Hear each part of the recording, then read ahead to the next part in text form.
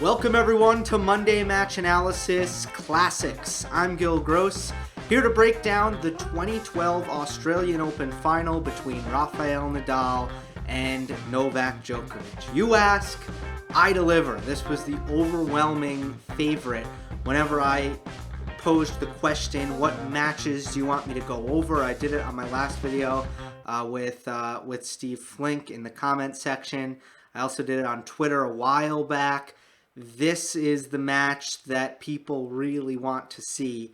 So here I am. I remember it as the best match, or I had remembered it as really the best match that I have ever seen. So in my era, this is the best match that I've ever seen. So it was a pleasure to go back and watch. I gotta say, you know, it's close to 6 hours. That's how long this match was. It's the longest final in Open era history. And it never really dragged. It never felt like a slog. Didn't always feel close. It didn't always feel like it was going to be a close to 6 hour match. And we'll get into that. This was a real gem of a match. Okay, so without further ado, quick background, and then we'll get into it. Djokovic, I think the most important piece of context here for this match is that Djokovic was 6-0 against Rafa Nadal in 2011.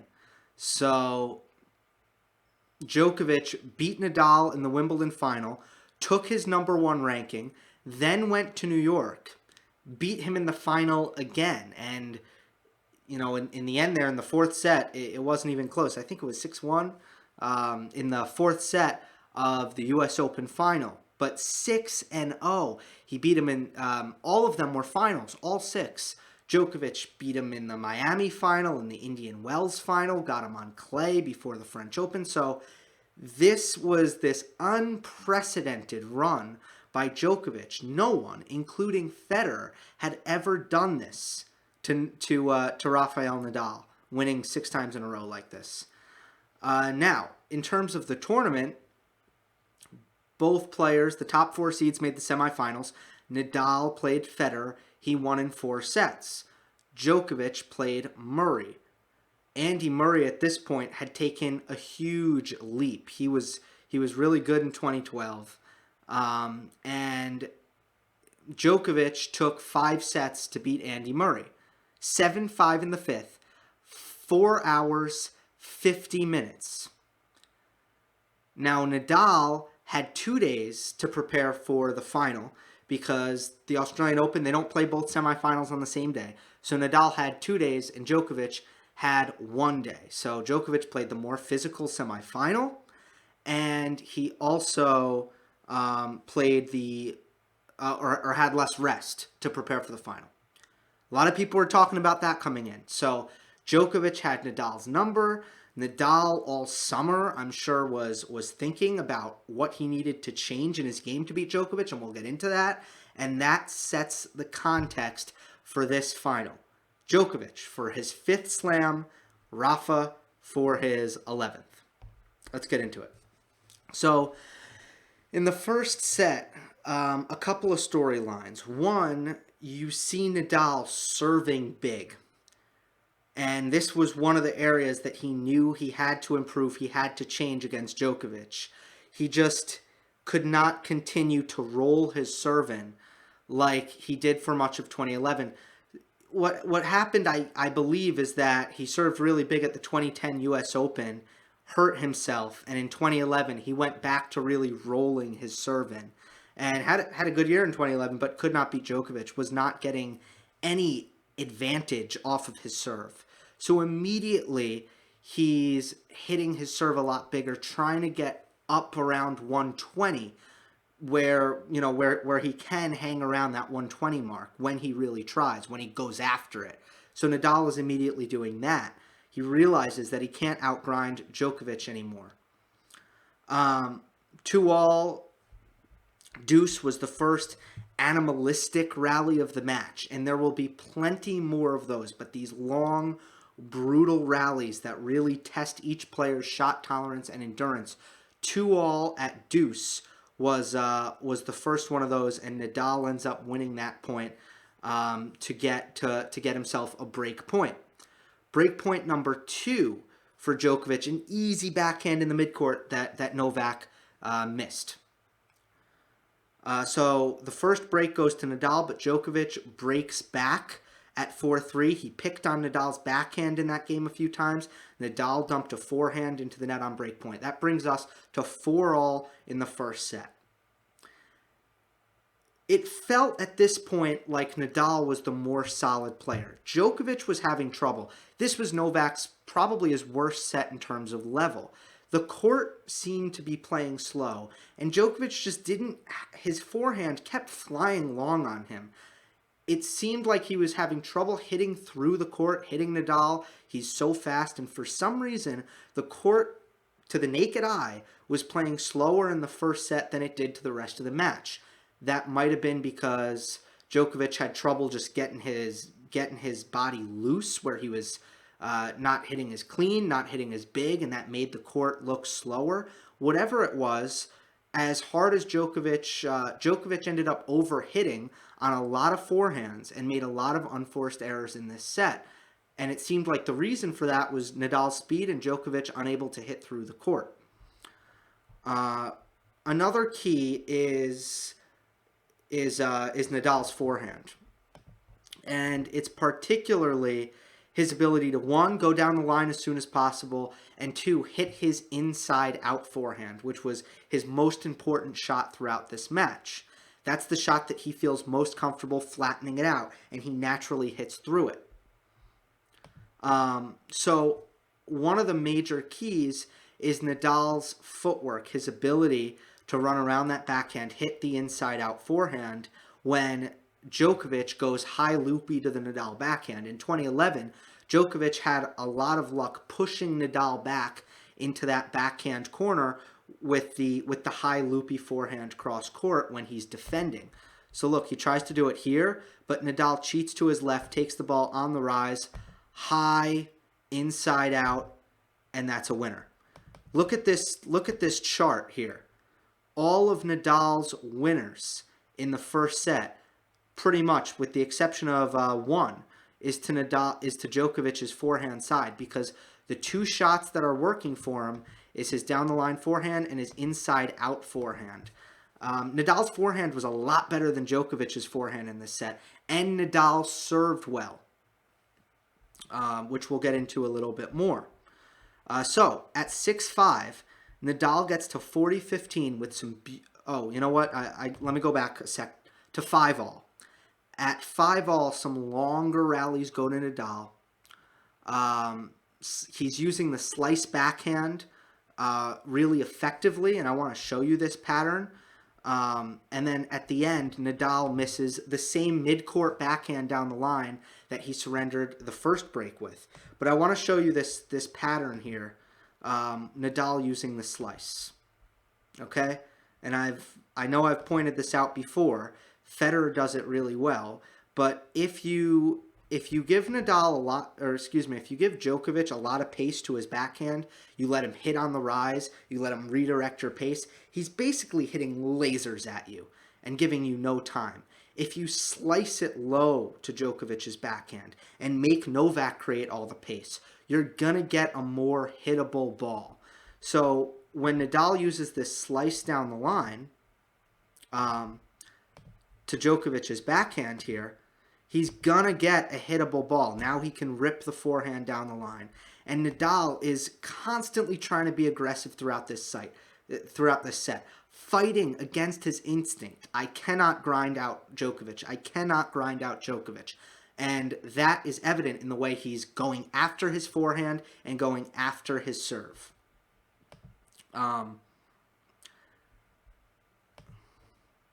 So he gets the break at 5-all.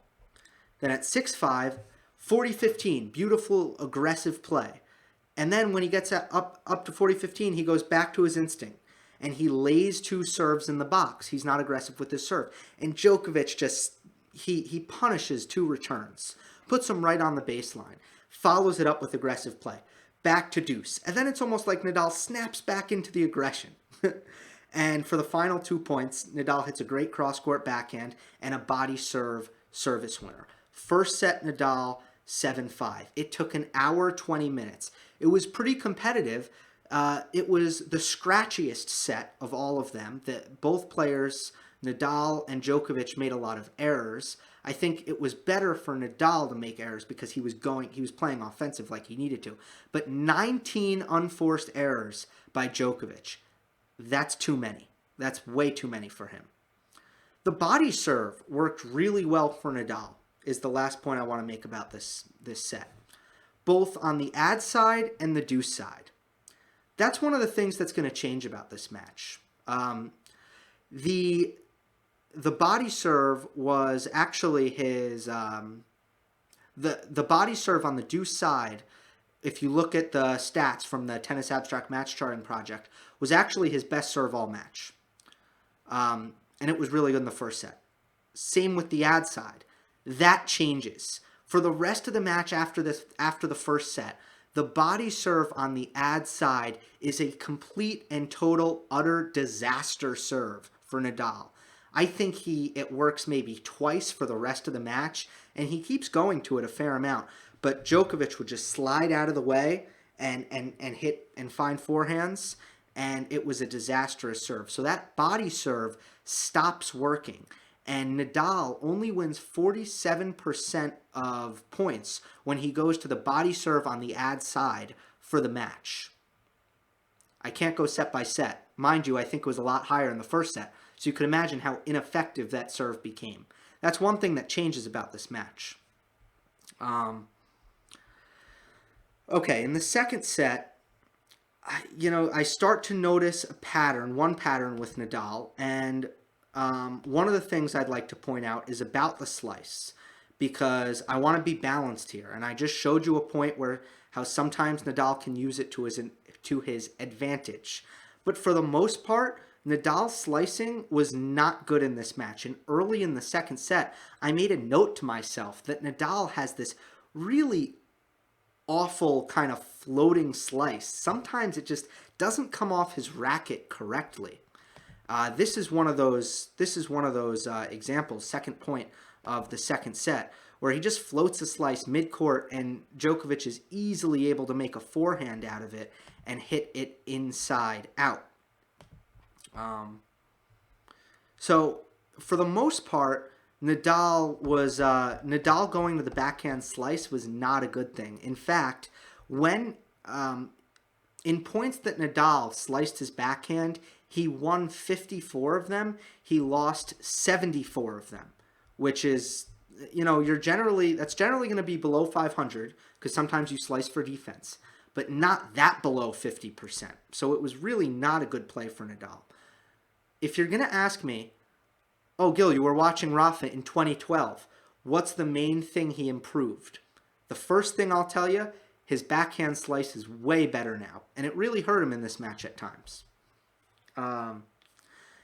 So at love 1, Nadal saves a couple break points. He hits 2 aces, some really high-quality rallies. Nadal is, he's right now, things are under control. But at 1-2, Djokovic breaks. Djokovic hits some really hard returns right through the middle of the court that rush Nadal into forehand errors. From this point on, that becomes a theme. And for some reason, Nadal's serve just kind of escapes him. And he no longer goes after it for a really long time now. Until the 5th set, Nadal doesn't really go after his serve. 30-40, Djokovic hits the tape on his approach, makes a great deep low volley, and there's the break. After that break, 1-3, second set, the scratchy Djokovic, I mentioned that the forehand was flying and he was making a lot of unforced errors. That Djokovic is suddenly nowhere to be seen. And just like that, it looks like their US Open match from 2011 suddenly, where Nadal is doing all the running and Djokovic has the big three from the baseline. He's taking the ball earlier, he's hitting it deeper, and he's changing direction more often. These are the 3 things that Djokovic, can rely on from the baseline. deeper, bigger, or earlier, deeper, and changing direction more. Those three. And when all three are working in Djokovic's direction, he is running Nadal rabid in the baseline rallies. So Djokovic's level becomes insane in the second set. And I'm wondering, wow, is Novak's level going to drop, or is Nadal's level going to rise? Because from what I was seeing, there's no way Nadal can play the level that Djokovic was playing in the second set. The returning is crazy. And Djokovic isn't playing incredibly clean, but all of the offense that we saw from Nadal in the first set has completely vanished, which is a terrible sign. And the entire match begins to be played on Djokovic's racket. Every Nadal service game is difficult. Sometimes Djokovic's service games are easy, and sometimes he needs to work harder, but that's natural when you're playing a great returner like Nadal. So Djokovic serves for the set at 5-3, and Djokovic serves for the set at 5-3. Nadal actually breaks him back. Novak makes a loose error at 30-15, and then Nadal hits two really good counter forehand down the lines. And it gives him his first break point of the set. So Djokovic was just cruising in this set, and Nadal suddenly gets that break. Djokovic double faults to give Nadal a break. Djokovic did not play break points well on his serve up until this point. The 4-5 game, Nadal serving in the second set, I want to show you. Because this is an example of Djokovic's return completely taking over. No questions asked. Nadal has no chance. The return is too good. He was going to get broken here. Or he needed to hit his second serve bigger. The montage I'm about to show you are all second serve returns. Mind you, when Nadal got his first serve in this game, he actually won every point except one. But here's 15-love. Nadal shanks this forehand. He's rushed. Here's 15-all. Nadal doesn't get this back. It's a forehand return cross court off the second serve from Djokovic. Here is 40-30. This is a backhand down the line off a second serve by Djokovic. And Nadal doesn't get it back. Now, on the deuce point, Nadal makes a first serve. Djokovic sort of blocks it back. Nadal steps in and hits an approach shot. Novak guesses right, pass down the line, backhand pass down the line. One of the better shots in the match. But that's not my point right now, so I'm not taking a screenshot. Then, set point, add out, Nadal double faults. Why did he double fault, folks? Because of this, and because of this, and because of this. And if you're listening on audio, I am showing every single time in this game that Djokovic absolutely demolished Nadal's second serve. There's a simple reality in the match at this point. When Djokovic hits a second serve, the point is played at neutral. When Nadal hits the second serve, Nadal actually has to defend on the next ball. There's a stark difference here in the second set. So Djokovic played a fair bit better in the second set. And then, beginning of the third set, Novak is really feeling it. He's high-strung emotionally. He's reacting after every point. He senses this is the time to pull away. And Nadal's box begins to look very concerned, very frustrated. If you look at Uncle Tony, he's pained. He hates the way this match is being played. He sees that Djokovic is dictating. The only positive at this point for Nadal, early in the third set, is that he was calm. Not cracking, not panicking, not making a bunch of errors. Calm. Sticking with his game. Problem. Looking for a solution. But every Nadal service game is difficult, and Djokovic's service games are easy. 1-2, 30-40, Djokovic grinds and defends, and eventually Nadal makes a forehand error. There's the break, 1-3. Djokovic holds at love, 4-1. It's like a runaway train now. Nadal saves break points at 1-4. And then at 5-2, with Nadal serving, Djokovic breaks at love. 8 straight points for Djokovic. The set point, you'll see it in any highlight video you watch of this match. Djokovic is on the dead run, and he just cracks a frozen rope winner down the line. One of the nicer shots of the match from Djokovic. He is, for all the reasons I mentioned, again, taking the ball earlier, hitting deeper, changing direction more, getting every first serve back in play. The first serve is not working anymore for Nadal. Not only getting the second serve returns back in play, dictating off the second serve return. For all these reasons, it's just all Djokovic. So now it's the fourth set. And I want to be very clear about something. 95 to 98% of players would have quit. That's the truth. That's how well Djokovic was playing. If Djokovic plays as well as he did against 95, 98% of players, the other player quits. They go away. That's the match. They give up. They're demoralized. How well Djokovic played in the second and third set, they'd be demoralized. They'd be done. And they would quit. And I really, truly believe that. And Nadal doesn't. In the fourth set, he is literally yelling "Vamos" every point he wins in Djokovic's opening service game. Djokovic holds, and Nadal made some forehand errors overhitting, but he didn't get pushed around. He problem solved. He understood what was happening. And he knows in the second and the third set, he just needs to change the pattern. And if he's going to go down, he's going to go down swinging. In fact, a year later at the French Open, he does this against Djokovic in the French Open in the fifth set, where Djokovic is playing well, and Nadal goes, you know what? If I'm going to lose, I'm going to go down swinging. And he tries to destroy every ball. That's a story for another time. I can't find that match online, by the way. I would want to review it, but I can't find it online. Quick aside, because I didn't get to this, before I continue with the fourth set. Here's a quick commercial break. Not actually. It's not a commercial. I told you one of the things that Nadal has improved since 2012 is his backhand slice. The other is his first shot after the serve. I thought that when Djokovic made a good return on the first serve, Nadal was pretty poor replying to it.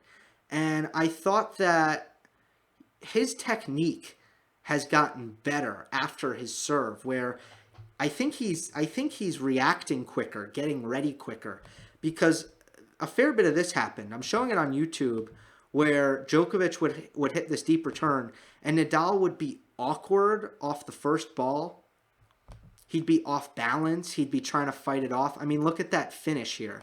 I mean, that's all you got to see is the finish to see how awkward Nadal feels sometimes. It's just one area where I think that Nadal got a lot better, which is after you hit the first serve, set up for the next ball with as quickly as possible, because sometimes it's going to come back really fast. Thought Nadal was a little slow here, and I think that's a technical thing. That's something that I think Carlos Moya worked on him on the practice courts. Back to the fourth set. Nadal starts hitting his backhand bigger in the beginning of the fourth set, and because he's hitting his backhand bigger, he's getting forehands to rip. Best hold from a long time by Nadal at Love 1. Really strong hold where Djokovic wasn't pushing him around, and he's hitting good forehands from good court position. Nadal was getting way too far back in sets number 2 and 3. And now the crowd is behind Nadal, and Rafa's bringing a lot of energy. He's playing returns earlier, he's hitting forehands down the line, and the quality picks up here from Nadal.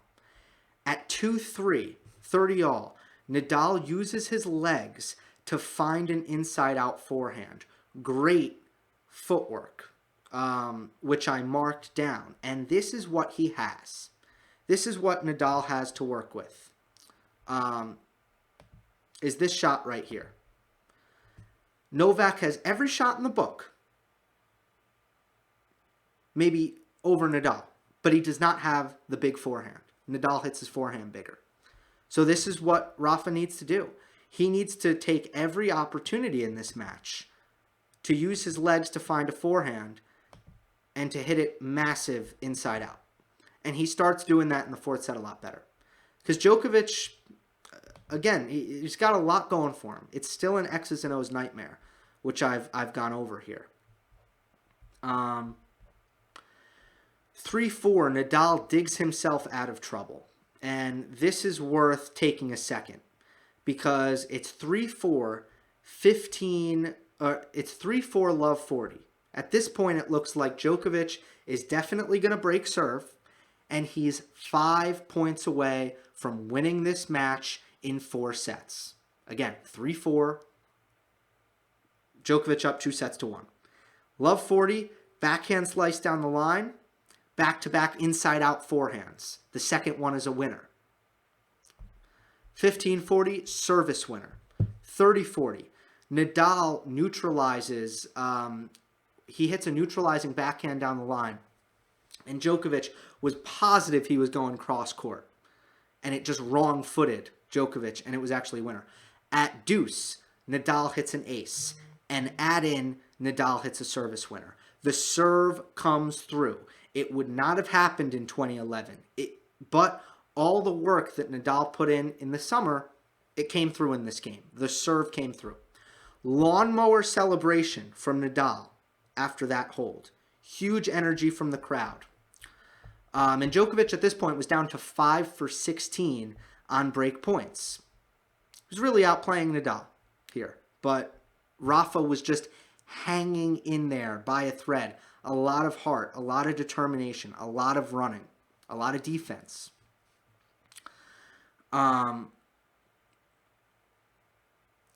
But after Nadal misses that up, or after Nadal saves those break points and Djokovic misses that opportunity, there's a rain delay. And I see something different after the rain delay. There's something after the rain delay I did not see before the rain delay. And that is, if Nadal grinds and defends for enough balls, the error would come from Djokovic. I mean, Nadal is used to doing this to plenty of opponents. Not that he's like this defensive player or anything, but normally Nadal is, at this point in his career, was so fast around the court, and his defensive skills were so exceptional that he would make his opponent win the point 4 or 5 times. And by the second time or the third time or the fourth time, he'd get an error. Djokovic was playing so well, second set, third set, most of the fourth set, the error wasn't coming. It was futile. Nadal needed to create some offense. But after the rain delay, the errors were coming from Djokovic. Not like Djokovic was playing sloppy, but Nadal, don't get me wrong here, him and Novak and Murray, they're the best defenders on tour. So it's not that Djokovic was playing loose or spraying the ball. It's just that Nadal's defense was paying dividends is really all I'm trying to say here. So this fourth set goes to a tiebreak. Like so many great matches, best of 5, the fourth set goes to a tiebreak. And I guess let's start at 3-all. Djokovic hits a strong return and an inside-out forehand by Djokovic draws the error. That's a mini break. At 4-3, Nadal is defending while Djokovic unloads forehands, and Djokovic finishes a winner in Nadal's backhand corner. You know what? I actually meant to start at 2-all. At 2-all,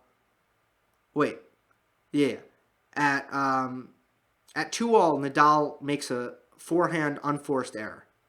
It's the first unforced error in a while. And then forehand hits the tape at 3-2. Okay? 3-2, he's serving, he loses his mini break. This is an important point in the tiebreak because from this point on, Nadal does not dictate a single point for the rest of the tiebreak. Not a single point.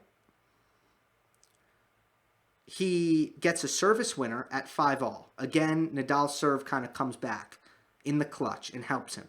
But every single point from 3-2 in this tiebreak, Nadal is defending.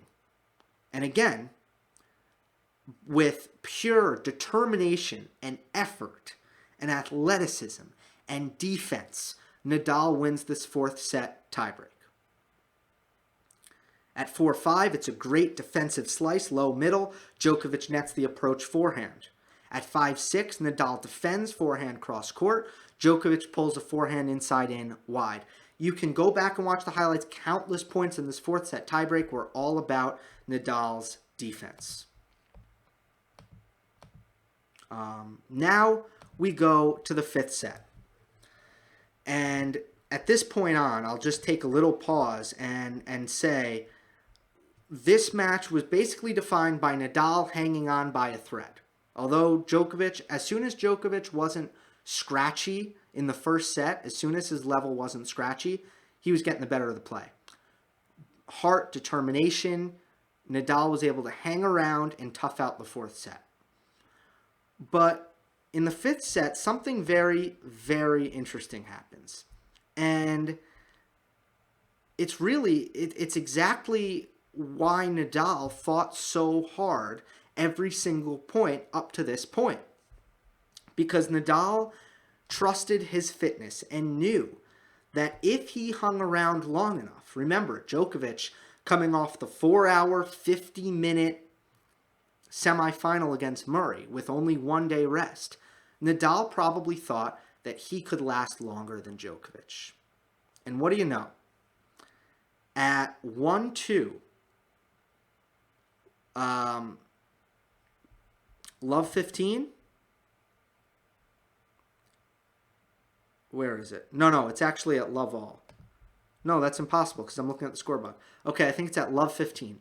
At 1-2 Love 15, Djokovic's legs give out. They give out. And if you were watching it, it was the first time you saw it all match. And you went, aha, there it is. Jelly legs. Because everyone knows what jelly legs looks like. And I'll show you right now.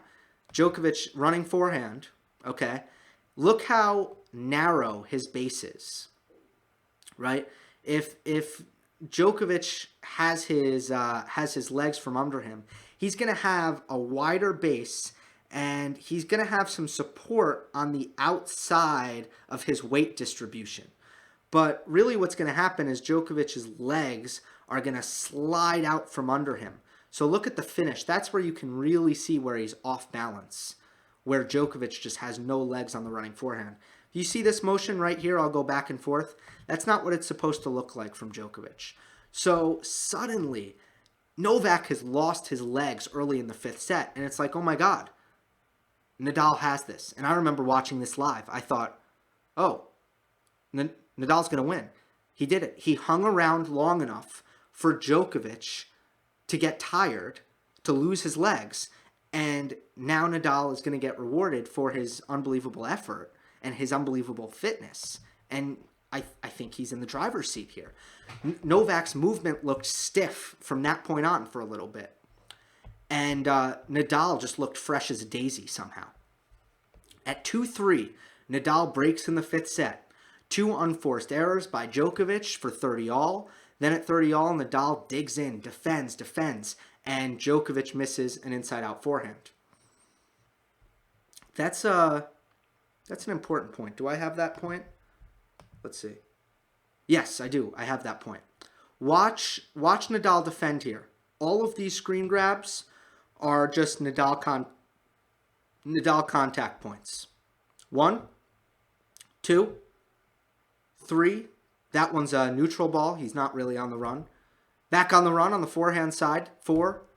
Back on the run. 5. Defensive slice backhand. Another defensive slice backhand. 6. And this time, Djokovic misses the inside-out forehand. Break point for Nadal, and he gets it. Good counter forehand down the line, and Djokovic mishits a running cross-court forehand. Nadal has the break. Now, got to give credit to Djokovic. He gives this one last push here at what did I miss here? Oh, sorry. So yeah, sometimes I get mixed up when I'm reading my notes. Um, Not a very strong game by Djokovic afterward, but by Novak rather. So Novak, that break at 2-3, it wasn't a good game by Novak, but it was incredible that Nadal was still moving and running as well as he was. And another big difference here, when Nadal hits a big first serve, it's not coming back anymore. It doesn't come back anymore.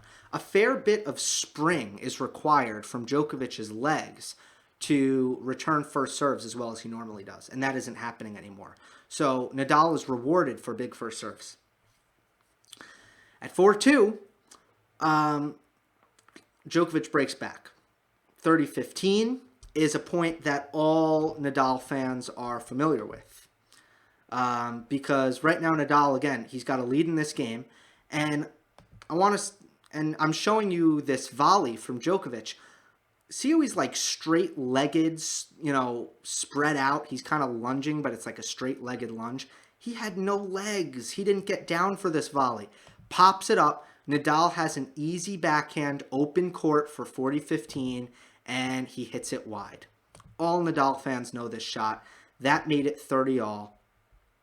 Djokovic hammers a couple cross-court backhands, forces the error from Nadal, and then at 30-40, huge return by Djokovic. The half volley on the forehand goes long from Nadal. Another beautiful return by Djokovic right on the baseline, and Nadal can't handle it. That's what we talked about.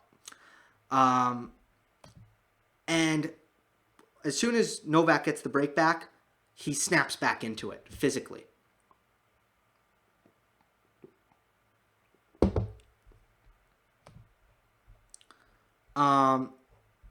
They have a marathon rally at 3-4. This is where this match becomes mind-blowingly incredible. And it's just like, it's the most impressive thing I've ever seen on a tennis court. What these two do from this point on, from 3-4 on. But Djokovic is embracing the grind here. He's suffering immensely now physically, but he's kissing, at one point he takes his cross out, he kisses his cross. He's literally praying to the man above to give him the strength to get through the finish line and to figure out a way. 4-all, love all is the most torturous rally, one of the most torturous rallies I've ever seen. And I start bursting out into laughter. I just don't understand how these guys are doing it. But it's also the most explosively I've seen Nadal move in the entire fifth set. Nadal is serving at 4-all, and Djokovic knows he's going to make a push here. Physically, he's ready to make a push. But Djokovic loses the point, and he's down. He's like a starfish back against the court, can't even hold himself up. That's how great a rally it was. And Nadal is barely breathing heavy.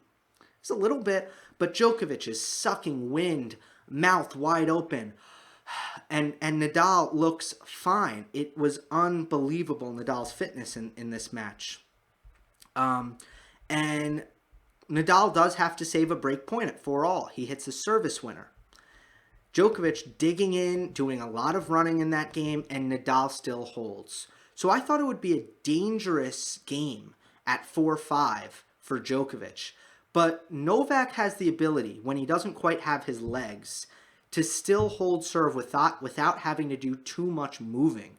And that's the benefit. He serves a little bit bigger than Nadal, and at this point in time, his first strike tennis was actually better. I don't know if that's true anymore, by the way, but in 2012 it was. At 5-all, Nadal serving. Again, he's back to playing this utterly absurd defense, but eventually Djokovic finds some space down the line, hits a forehand winner, or excuse me, it wasn't a winner. He drew the error. 30-40, Djokovic's feet get stuck on the second serve return, and Nadal hits it into the open court, wins the point. But at deuce, Nadal doesn't make Djokovic work too hard, to a fault. At deuce, Nadal misses a forehand down the line, unforced error. Something actually distracted Nadal before he hit this shot. Someone called out on the shot previous. And then on out, Nadal misses a tight backhand slice. That's the break. 6-5. Djokovic serving for the match. This game again, it's a really unbelievable game. At 30-15, Nadal again defends.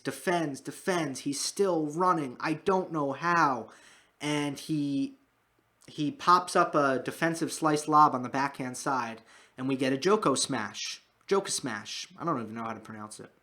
I always see it written on Twitter. He misses an overhead. Djokovic does. 30-all. And then again, the next point, Nadal running corner to corner.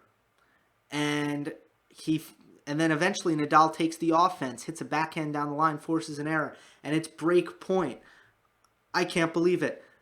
Djokovic can't believe it. He's basically crying, Djokovic. He's basically crying, saying, please, I can't get broken here. My legs can't take it.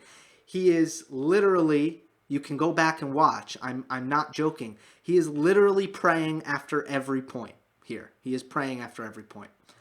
Now,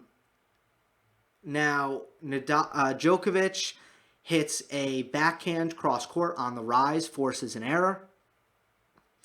At deuce, Nadal hits the tape on a backhand cross court, and the ball goes wide. Unlucky break here. Game of inches, hits the tape, and... who knows if that backhand found the court. Then on add-in, Djokovic hits a really good serve. Nadal doesn't do enough, blocks the backhand return back, and Djokovic hits a forehand winner into the ad court, falls to his back, and that is it. That is the match. So, it was an unbelievable effort from Djokovic in the fifth set because he had lost his legs, and Nadal still had his legs. And somehow he came up with enough shots. Because Nadal's fitness was better in this match. No doubt about it. It's one of the only things that Nadal was better in this match. But it almost won him the match. His fitness, his heart, his grit, because Nadal wanted this so bad. He fought so hard. And again, most players would have lost this match easily. 4 sets. I'm telling you, not even close in the fourth. They would have given up. Most players would have given up after the third set. And Nadal hung in there, really played incredible defense in this match, and nearly won it because of it. Djokovic found enough. It's still, if you ask me, Gill, what changed, what looked different about Nadal Djokovic in 2012 compared to Nadal Djokovic later on? Man, I got to tell you, it's not as different as I thought it would be. It's really more of the same. But Nadal is in a worse position now than he was at this point in time because he can't defend as much. He's also better at playing offensively and better at playing aggressive. But at the end of the day, I still see this as an uphill battle for Nadal in terms of matchup. Just like Federer, except for 2017, it's an uphill battle against Nadal. This was really incredible. Both men, I mean, showing why they're both unbelievable champions, and it was a pleasure to watch. So I hope that was kind of the experience of somewhat what it would be like if there was a Monday match analysis back in 2012 and I was breaking down this match. That's kind of my breakdown set by set. And I will continue to do these. I'm looking to get some exciting guests as well. So I'll mix it up. I'll do both, and soon I will go to the community tab and ask you guys which match you want to see next. Hope you enjoyed. Don't forget to subscribe. I'll see you next time.